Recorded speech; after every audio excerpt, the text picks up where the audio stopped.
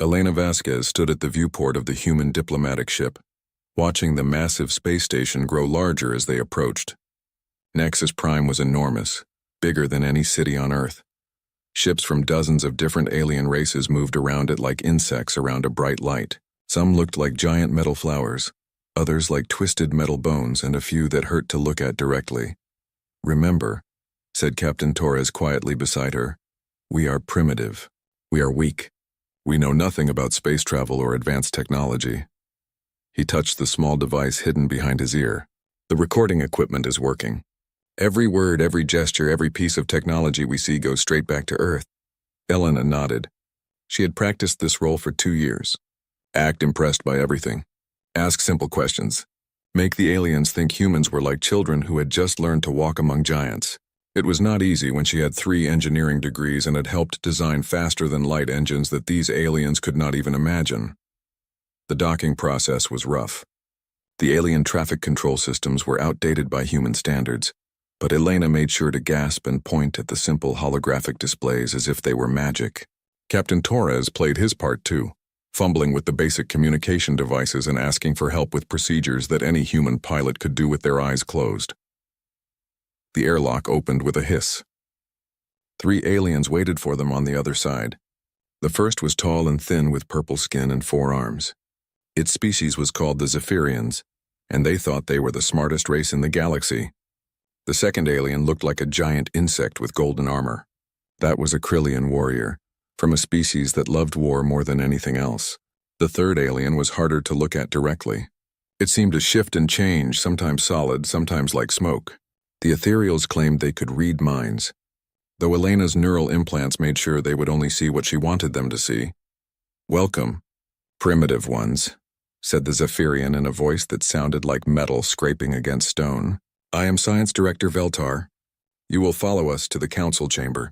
Do not touch anything. Do not speak unless spoken to. Your species is here because we allow it." Elena bowed deeply, as if honored by the alien's rudeness. Inside, she was recording everything.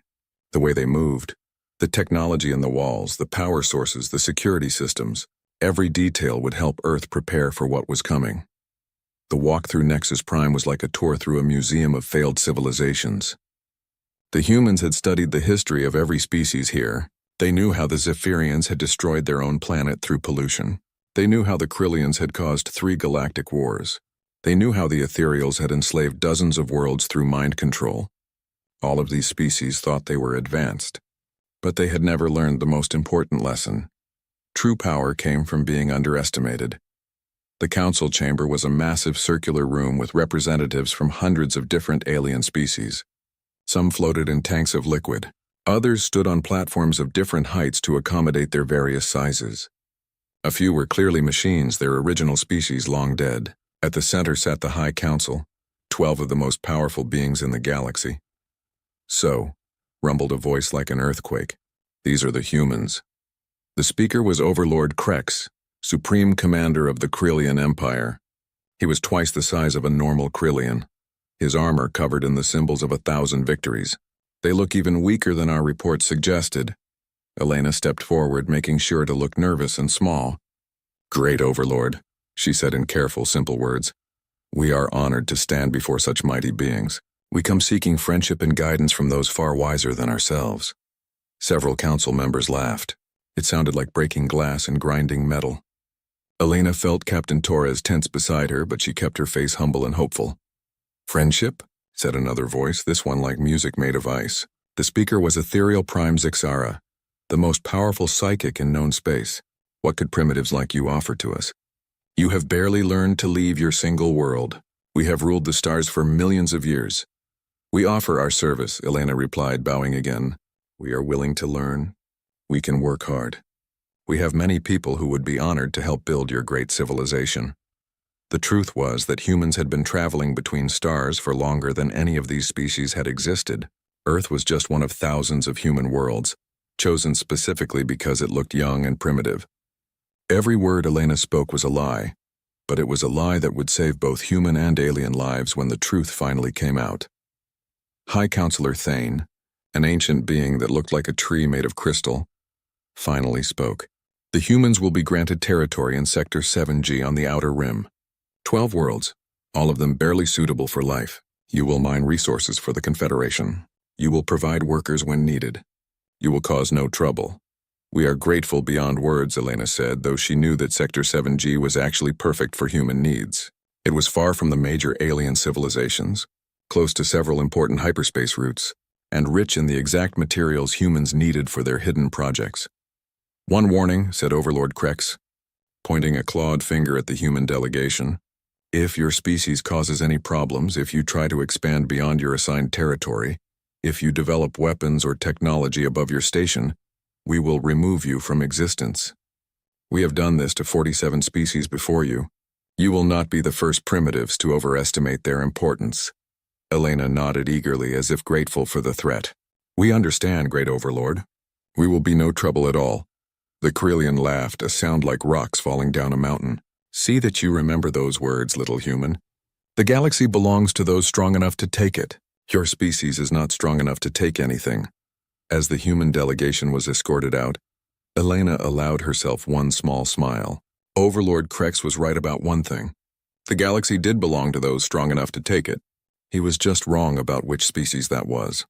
3 months later, the first human colony ships arrived in Sector 7G. To any alien observers, they looked like simple transport vessels, barely capable of carrying a few thousand settlers. In reality, each ship carried advanced terraforming equipment, quantum manufacturing systems, and the first pieces of what would become the galaxy's most sophisticated defense network. The aliens had made their first mistake. They had given humans exactly what they wanted: time, space, and the perfect excuse to build in secret.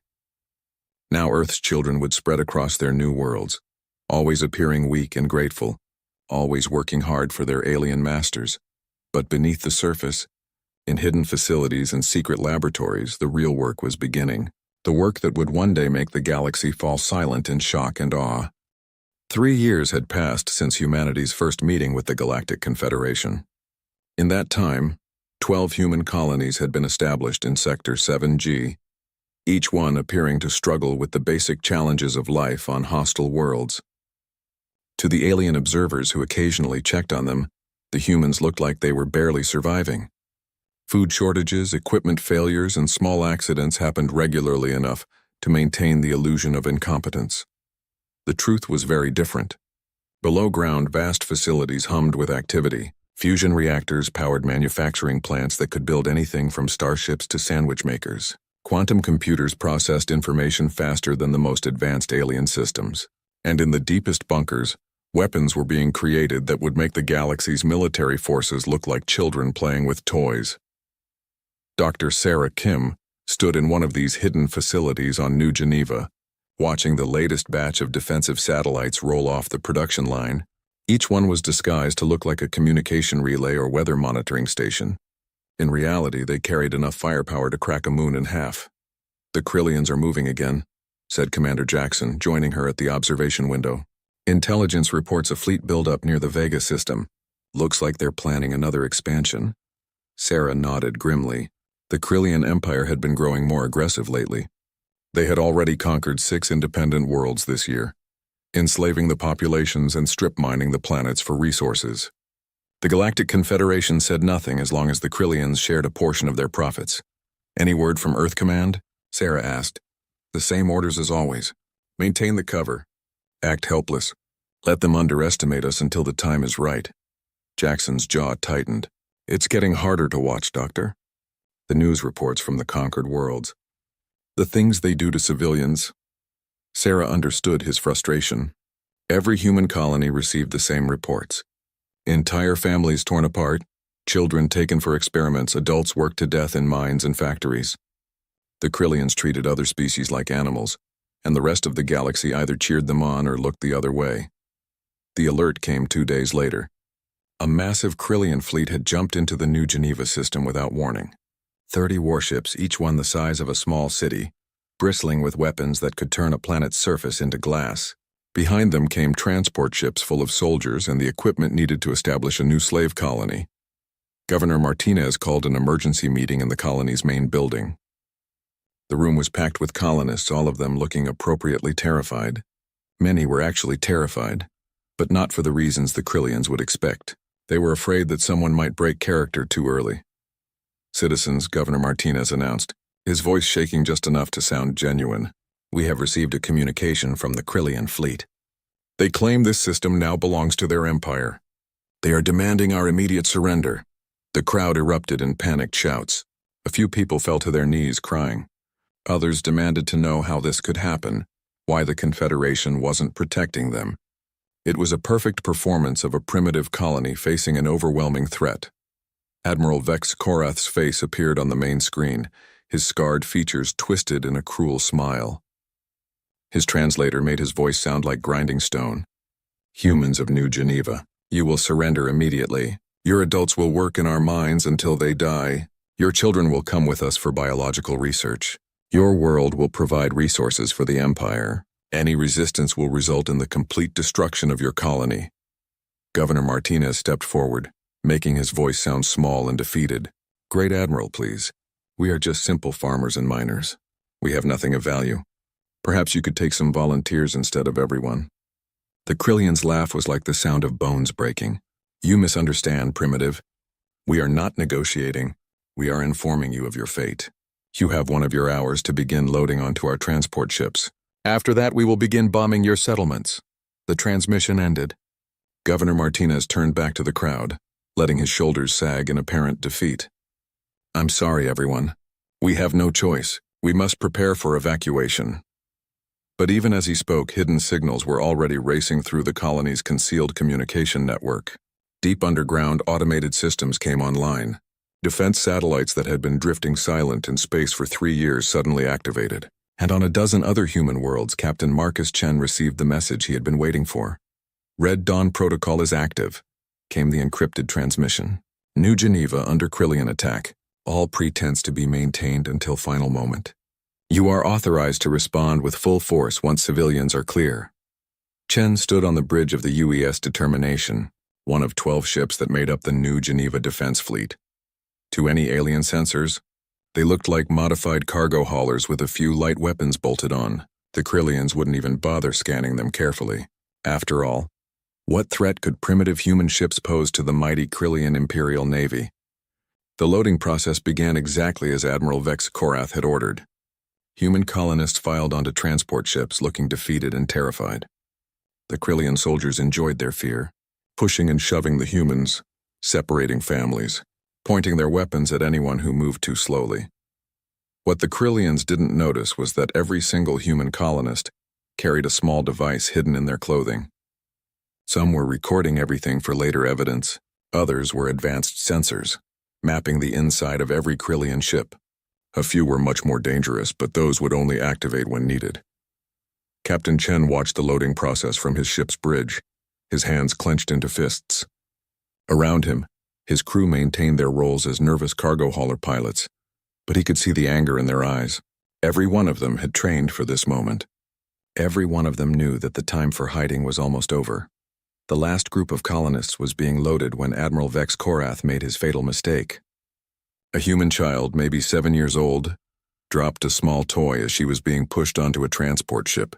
When she tried to retrieve it, a Krillian soldier kicked her hard enough to break several ribs. The child's scream echoed across the communication channels. In hidden bunkers around the colony, human operators looked to their commanding officers. On the bridge of the Determination, Captain Chen's communications officer raised an eyebrow in question. Chen took a deep breath. The moment had finally come. "All civilians are aboard Krillian ships," he said quietly. "Teleportation systems are locked onto their positions. Are all units ready?" Confirmations came back from across the system. Hidden defense platforms reported ready, stealth ships decloaked at the edge of the system. Most importantly, the civilian evacuation systems came online, using technology the Krillians had never seen before. "Execute Operation Shepherd," Chen ordered. Across the Krillian fleet, something impossible happened. Every human civilian, all 40,000 of them, simply vanished. Not teleported in the crude way aliens understood the technology, but quantum shifted into protected dimensional pockets where they would be completely safe. Admiral Vex Korath stared at his empty transport ships in shock. "What? How did they—" "Admiral," came Captain Chen's voice over the communication system. But it no longer sounded nervous or defeated. You made a mistake. You hurt a child. The Krillian fleet opened fire, their weapons aimed at the small human ships. The energy beams that could melt through starship armor struck the Determination and simply disappeared, absorbed by defensive systems that bent the laws of physics. Impossible, Admiral Vex Korath snarled. No primitive species could have technology like this? You're right, Chen replied as his ships began to move in patterns that no Krillian pilot could follow. Good thing we're not primitive. The battle lasted exactly 14 minutes and 37 seconds.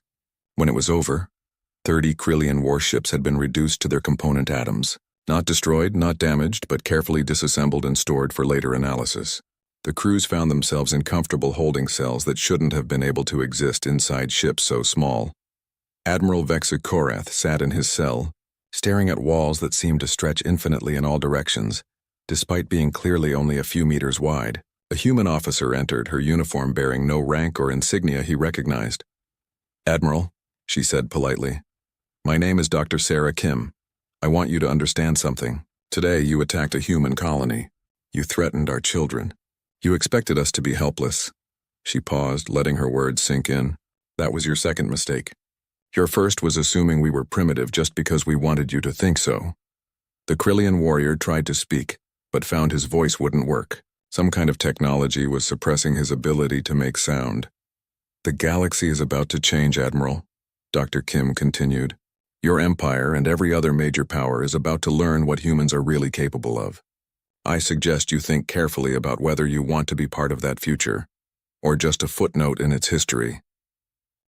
As news of the New Geneva incident spread across the galaxy, alien intelligence agencies worked frantically to understand what had happened.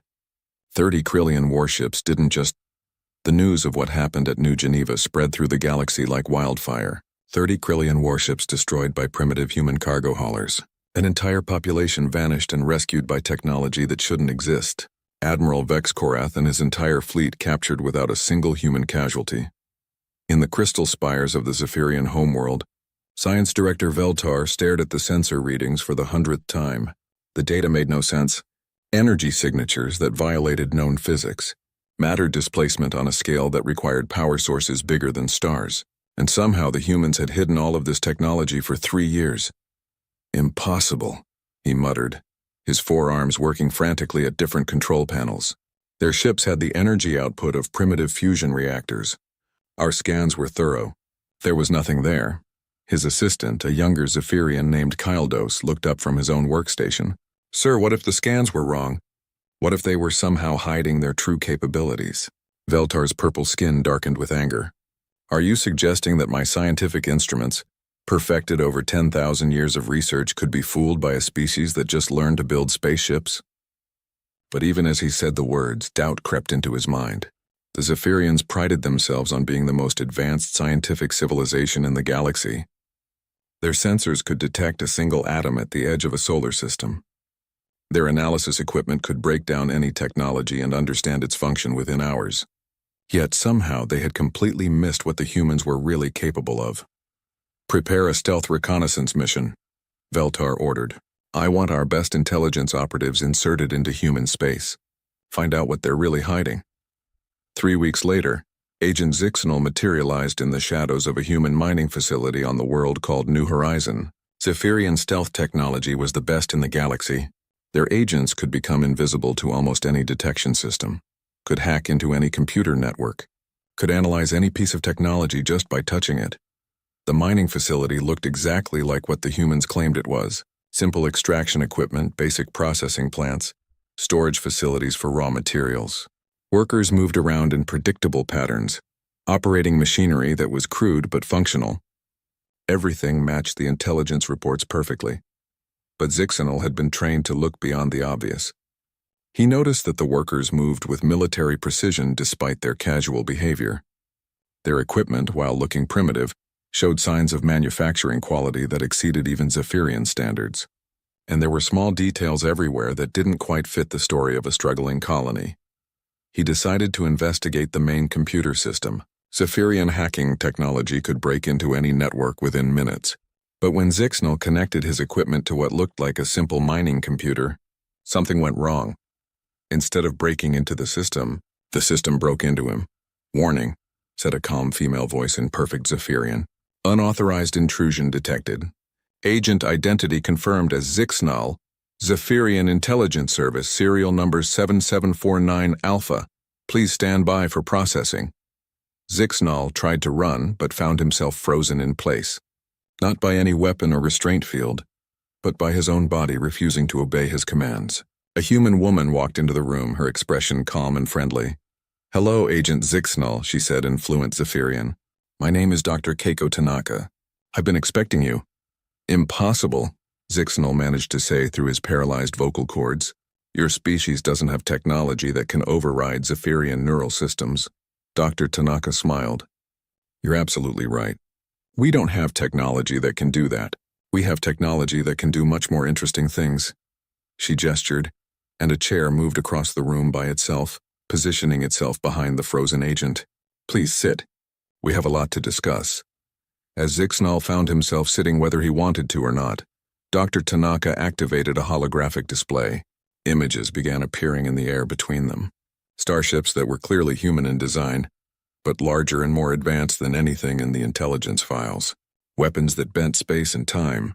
Facilities that extended deep into planetary cores. "These are the real human colonies," Dr. Tanaka explained casually. "The ones you've been looking at are just the surface level. Window dressing, you might say. We learned a long time ago that most species judge capability by what they can see on the surface." More images appeared. Cities buried beneath ocean floors. Manufacturing plants inside asteroid belts. And ships. Thousands and thousands of ships, each one radiating power signatures that dwarfed anything in the known galaxy. "But this is impossible," Zixnal whispered. "We monitored your species when you first achieved spaceflight. You were primitive. Your technology was barely functional. You monitored one world," Dr. Tanaka corrected gently. "Earth. A nice little planet that we've been using as a cultural laboratory for the past few centuries. We wanted to understand how young civilizations develop, how they make contact with others, how they react to being seen as inferior." She waved her hand, and the images changed to show vast networks of planets, hundreds of star systems, populations in the trillions. "This is actual human space. We've been exploring the galaxy for about as long as your species has existed. Earth was never our homeworld. It was just one of many research projects." Agent Zixnal felt his mind struggling to process this information. The Galactic Confederation. They know nothing of this? "They know exactly what we want them to know," Dr. Tanaka replied, "which until now has been almost nothing. But recent events have forced us to accelerate our timeline." "Recent events?" Dr. Tanaka's expression hardened slightly. "The Krillians attacked one of our research colonies. They threatened our civilian population. They hurt a child." She paused, letting that sink in. "That was unacceptable." More images appeared. Video recordings from the New Geneva incident, but from angles that no official camera had captured. The battle was shown in detail, revealing the true extent of human weapons technology. Energy beams that could disassemble matter at the quantum level. Defensive systems that created localized space-time distortions. Teleportation technology that could move entire populations across light years in seconds. "Your mission," Dr. Tanaka continued, "was to discover our secrets. Consider it successful. You now know more about human capabilities than any other alien in the galaxy." "Why?" Zixnal asked. "Why are you telling me this?" "Because your people are going to have a choice to make very soon. The old order is ending. The Galactic Confederation, with its pyramid of species ranked by perceived strength, is about to become obsolete. We're offering something different." She gestured again, and the images changed to show peaceful scenes. Humans and aliens working together on massive construction projects, children of different species playing together in parks that spanned entire continents, research facilities where the greatest minds of a dozen civilizations collaborated on projects that could reshape reality itself. "This is what we're building," Dr. Tanaka said. "A true confederation, based on cooperation instead of domination. A galaxy where species are valued for their contributions, not their military power or technological advancement. And if species refuse to join this new order," Dr. Tanaka's smile was gentle, but her eyes were as cold as space. Then they'll be quarantined to their home systems until they're ready to participate peacefully. We have a great deal of experience with managing developing civilizations.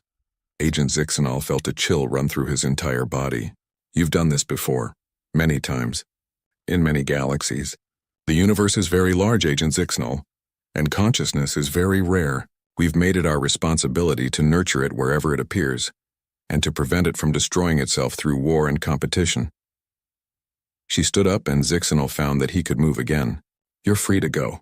Return to your superiors. Tell them everything you've learned.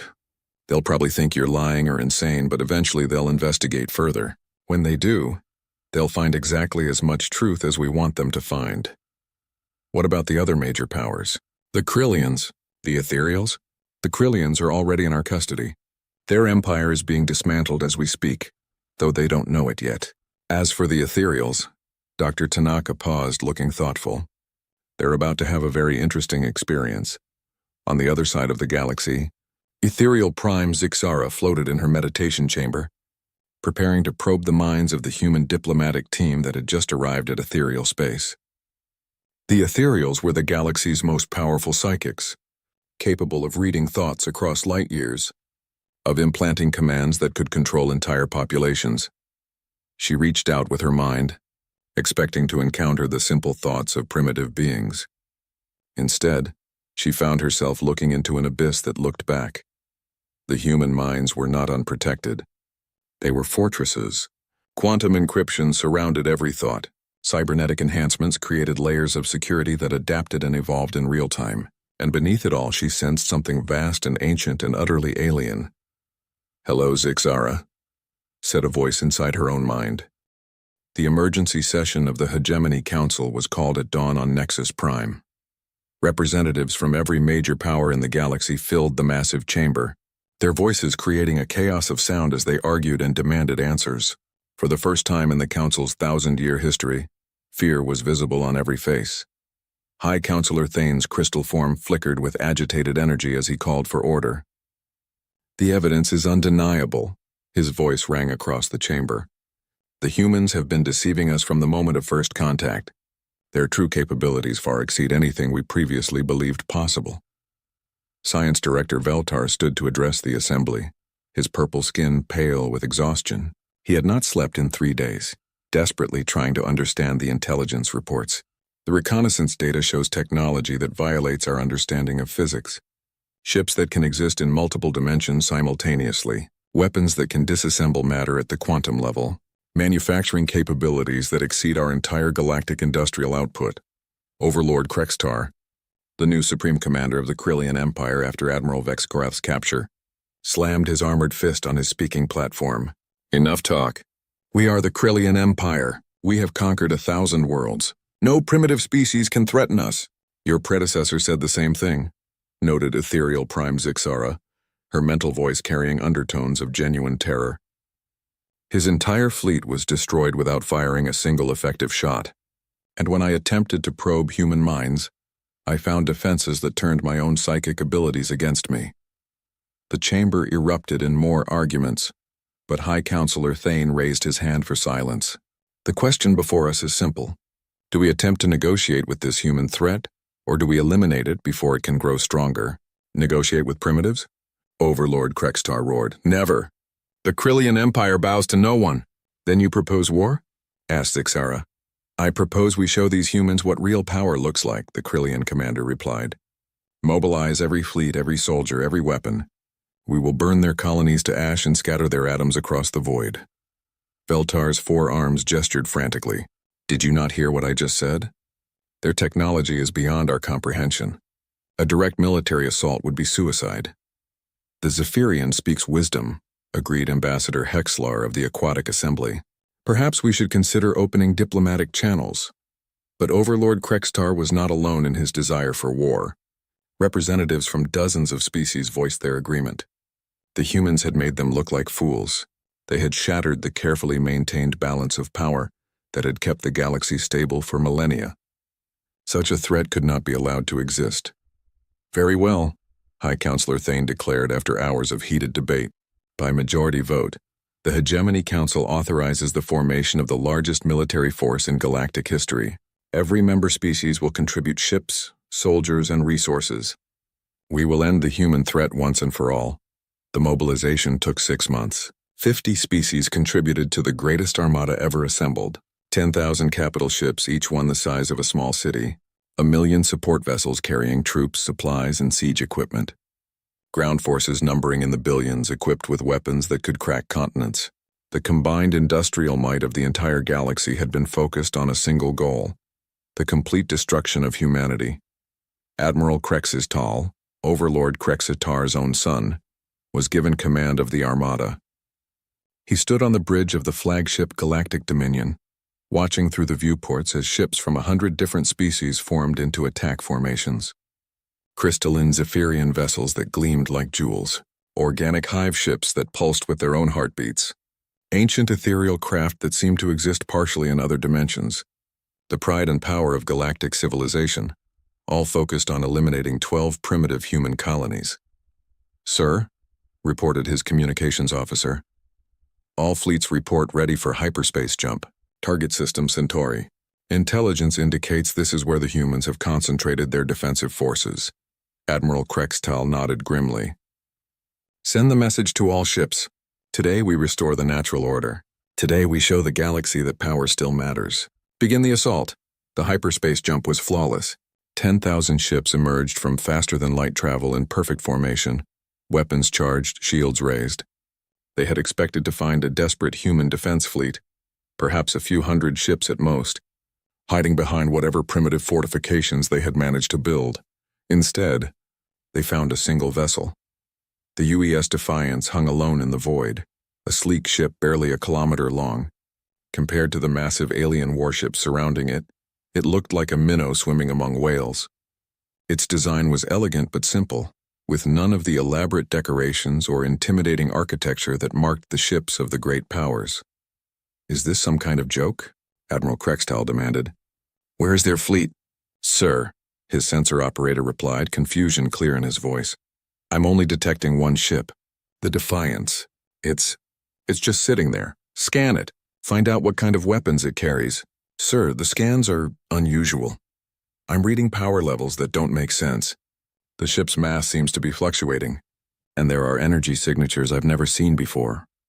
Before Admiral Krextal could respond, a communication request came through from the human vessel.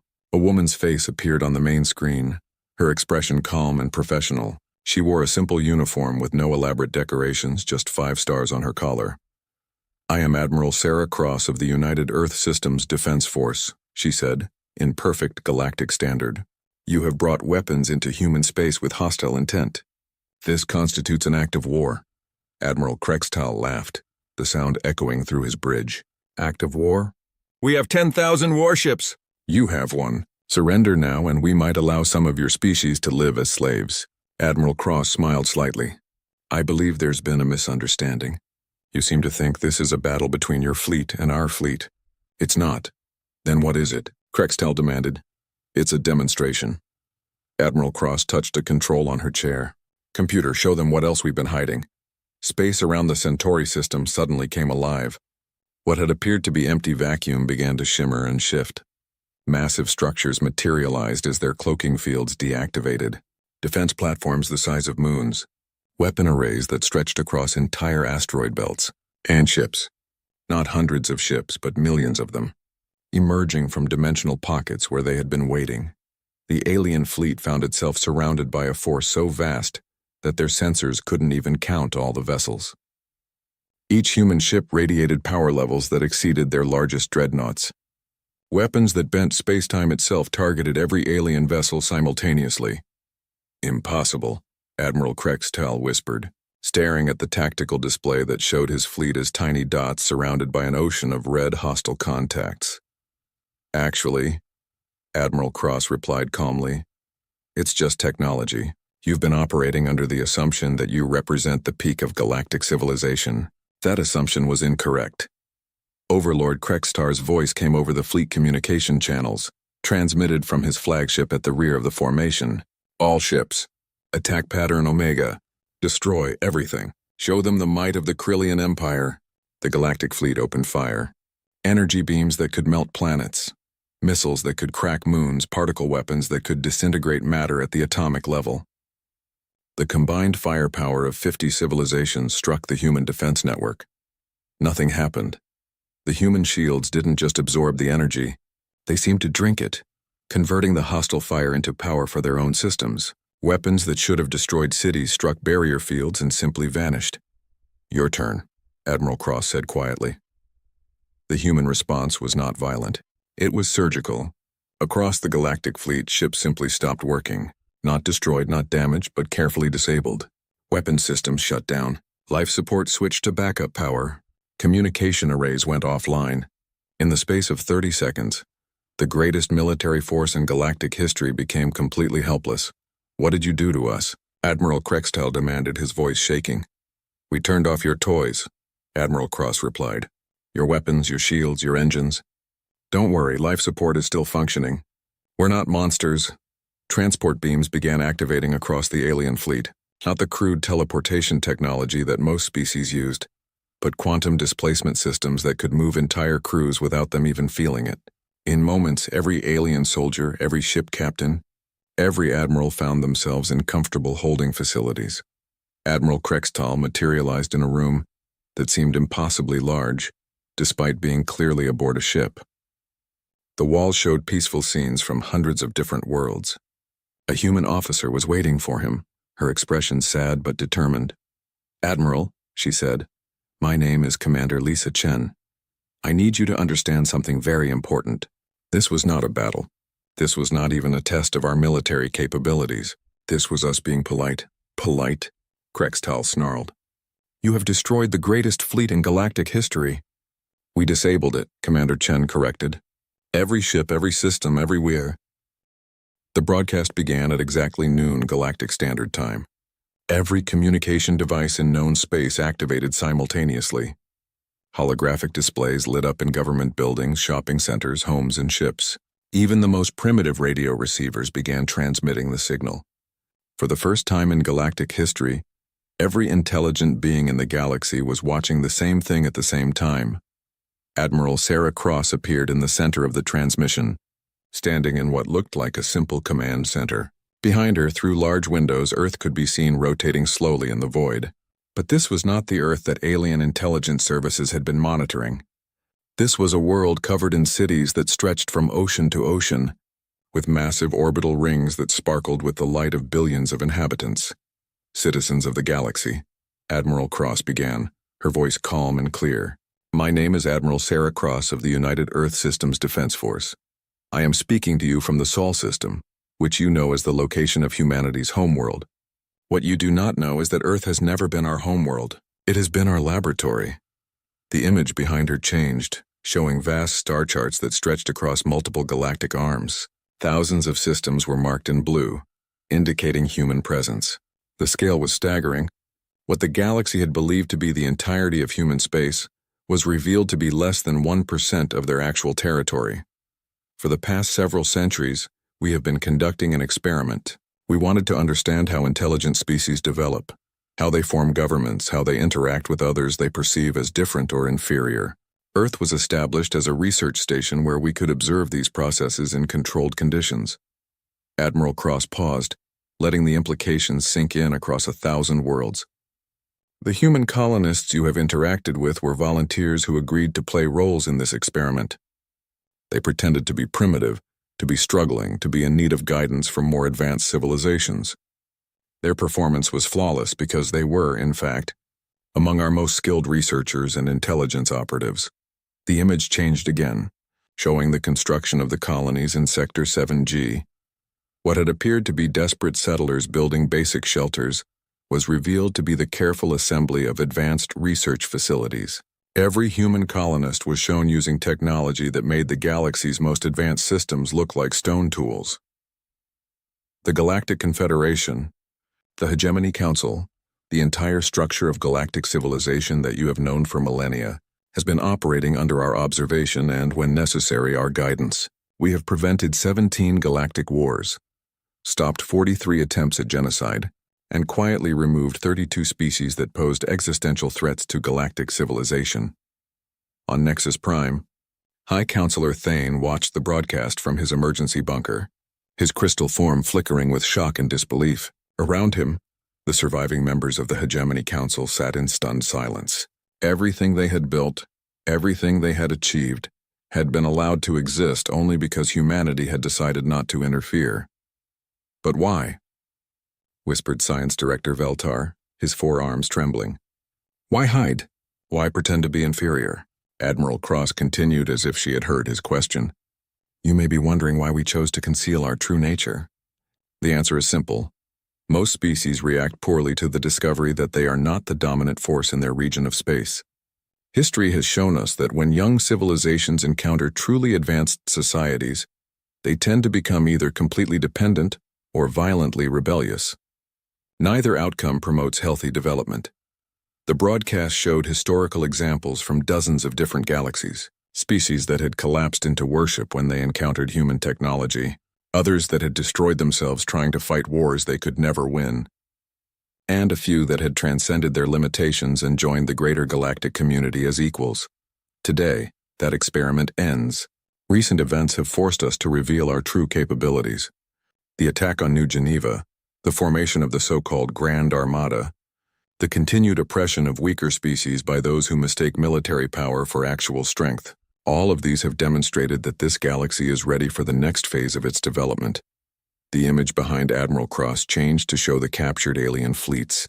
Thousands of ships floating peacefully in space, their crews safe and unharmed, their weapons disabled but not destroyed. It was a demonstration of power so complete, so overwhelming that resistance was clearly futile. The Galactic Confederation is hereby dissolved. The Hegemony Council's authority is revoked. The system of species rankings based on military power and technological advancement is ended. In their place, we offer something better. New images appeared showing vast construction projects that spanned entire star systems, cities built inside artificial suns, worlds reshaped to support dozens of different forms of life simultaneously, research stations where beings from hundreds of species worked together on projects that could reshape reality itself. This is the Greater Galactic Cooperative, a true confederation based on the principle that all intelligent life has value. Every species will be invited to participate according to their abilities and interests. Scientific advancement, artistic achievement, philosophical insight, and cultural development will be valued equally. Military power will become irrelevant because military conflicts will no longer be permitted. On the Krillian homeworld, Overlord Krextar watched from his palace as his people gathered in the streets. The mighty Krillian Empire, built on conquest and domination, had been revealed as nothing more than a regional police force that had been allowed to exist only because it kept smaller threats from becoming larger ones. What of those who refused to join this new order? He asked his advisors, though he already knew the answer. Admiral Cross answered as if she could hear him. Species that choose not to participate in the cooperative will be confined to their home systems until they are ready to interact peacefully with others. This is not punishment but protection. We have learned that forced integration leads to resentment and rebellion. When species are ready to embrace cooperation over competition, they will be welcomed. The broadcast continued for another hour, detailing the transition process. The Krillian Empire would be dismantled, its military forces disbanded, its enslaved populations freed and relocated to suitable worlds. The Zephyrian scientific establishment would be integrated into human research networks, where their talents could be applied to beneficial projects rather than weapons development. The ethereal psychic networks would be rebuilt to facilitate communication rather than control. To those who are afraid of this change, Admiral Cross concluded, understand that we have been managing galactic affairs for longer than most of your species have existed. The only difference now is that we are no longer hiding. To those who are angry about being deceived, know that this deception was necessary for your own development. And to those who welcome this new beginning, we look forward to working with you as partners in building a better galaxy. The transmission ended, leaving the galaxy in stunned silence. On a million worlds, in billions of homes and workplaces, intelligent beings sat quietly trying to process what they had just learned. The universe had suddenly become much larger and much more complex than anyone had imagined. Dr. Keiko Tanaka stood in her laboratory on New Geneva, now revealed to be one of humanity's most advanced research facilities. Around her, Alien scientists who had been studying human technology for months were staring at displays that showed the true extent of human capabilities. Weapons that could restructure matter at the quantum level, drives that could move ships between dimensions, manufacturing systems that could build entire planets in a matter of days. The question now, she said to her mixed human and alien research team, is what we do with all of this knowledge. We have the power to reshape the galaxy, but that doesn't mean we should use it carelessly. Agent Zixanol of Zephyrian Intelligence, who had become one of her most valued collaborators, raised a tentative hand. Dr. Tanaka, what will happen to species like mine? We defined ourselves by our technological superiority. If that was an illusion, what are we now? Dr. Tanaka smiled warmly. You are scientists, engineers, and explorers. You are beings capable of understanding the universe in ways that many species cannot. That has value beyond any military application. In the cooperative, you will have access to research opportunities that your species has never dreamed of. She gestured to the displays around them, showing projects that spanned multiple galaxies. We are working on technologies that could allow consciousness to exist independently of biological forms. Experiments in creating artificial universes. Research into the fundamental nature of reality itself. These projects require the best minds from every species. Your people's analytical abilities make them perfect partners for this work. Thank you for watching and comment for next part.